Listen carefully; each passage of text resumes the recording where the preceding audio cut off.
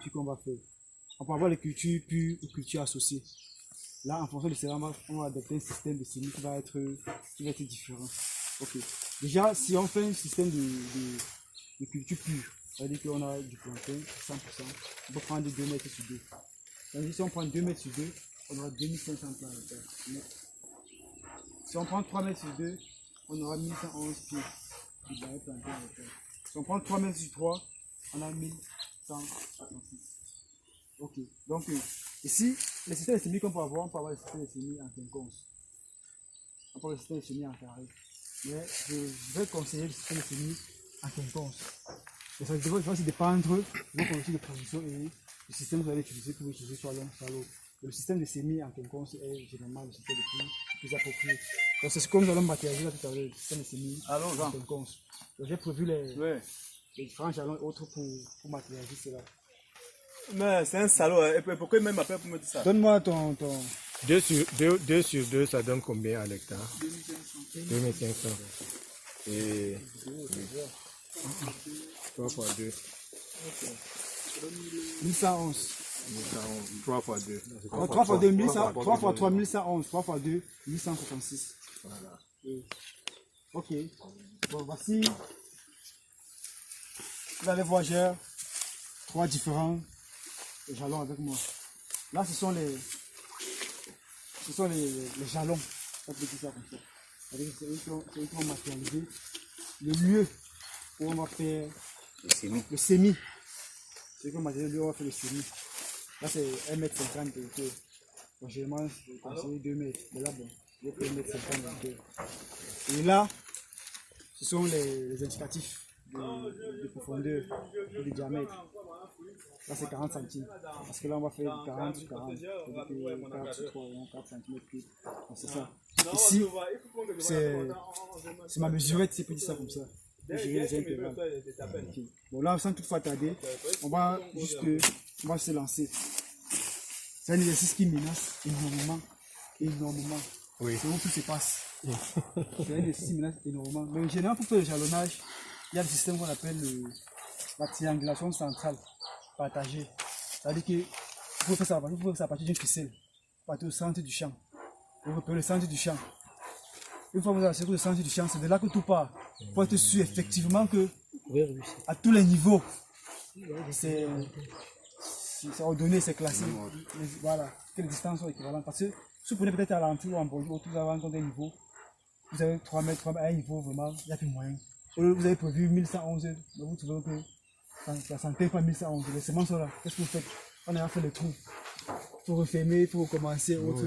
Donc ça c'est très très capital. Il y en a qui nous sollicitent juste pour ça. On va faire le et puis on va adhérer sur un petit du reste. Donc là, on va faire vraiment un truc vraiment schématique. On va faire des suppositions. On va se dire, ici, je suppose que c'est dans mon centre du champ, n'est-ce pas? J'ai mon premier jalon. On va faire la culture associée, 3 sur 3. Ça veut dire que voici ma mesurette. J'ai déjà mesuré 3 mètres ici. Hein. J'ai déjà mesuré 3 mètres. C'est pas 3 mètres, mais on suppose. Ok. Ça veut dire que je mets là. Ça fait 3 mètres. N'est-ce pas? Et je mets mon deuxième jalon.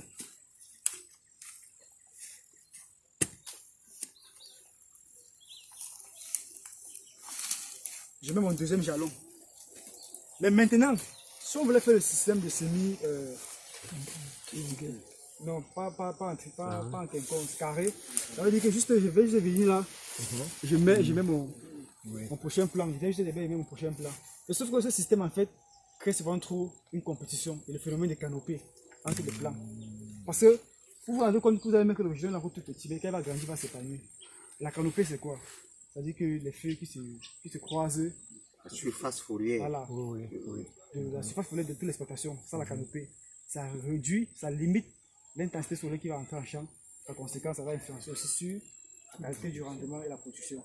Pourquoi est-ce que je recommande le système de semis en quinconce? Parce que dans le semis en quinconce, on va matérialiser, vous allez voir, chaque plan a son espace pour pouvoir s'épanouir. Le système en semis en quinconce, c'est beaucoup plus, c'est un triangle qui est latéral. Hein. C'est-à-dire que tous les côtés sont égaux. Voilà que voilà mes deux points qui sont placés. Donc, comment est-ce qu'il fait pour avoir le triangle? Voici les deux jalons qui ont tous 3 mètres. N'est-ce pas? Sur les deux points que j'ai mis là, je viens, je mets l'autre là, je mets l'autre là, et les deux vont se joindre là. Et quand ça se joint, je ne laisse pas en hauteur comme ça, je dois descendre.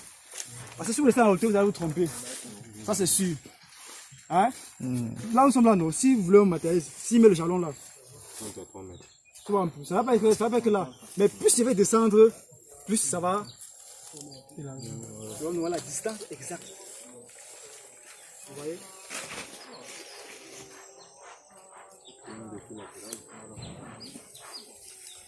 Là, on a notre triangle équilatéral. On est sûr que tous ces plans sont à la même distance. Ça fait en sorte quoi? Le plan qui est ici, il va s'épanouir, ces feuilles vont venir là, s'épanouir, il va pas être ici. Le plan qui est là va s'épanouir à l'intervalle-ci. Le plan-ci va s'épanouir dans cet intervalle. Et là, il n'y aura pas de problème de compétition. Mais maintenant, si vous voulez associer, c'est tout simple. Vous venez juste au centre de chaque triangle. C'est-à-dire que quand vous avez en plantation, le champ est merveilleux, c'est fantastique, c'est beau. Chacun s'en sort. Et maintenant, en fonction de la culture que vous avez fait, vous n'êtes pas obligé forcément de préutiliser le plan qui est au centre. Parce qu'une fois que vous allez appliquer les traitements à ceux-ci, lui qui est au centre, il reçoit, il en bénéficie. C'est ça l'avantage de ce système.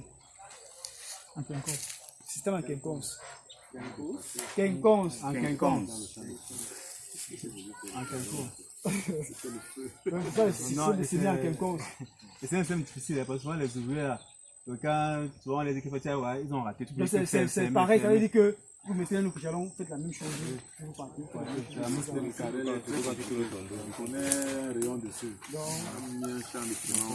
ne sais pas s'il y a une question par rapport à cela. On peut donner la possibilité à une personne de pratiquer tous les autres et puis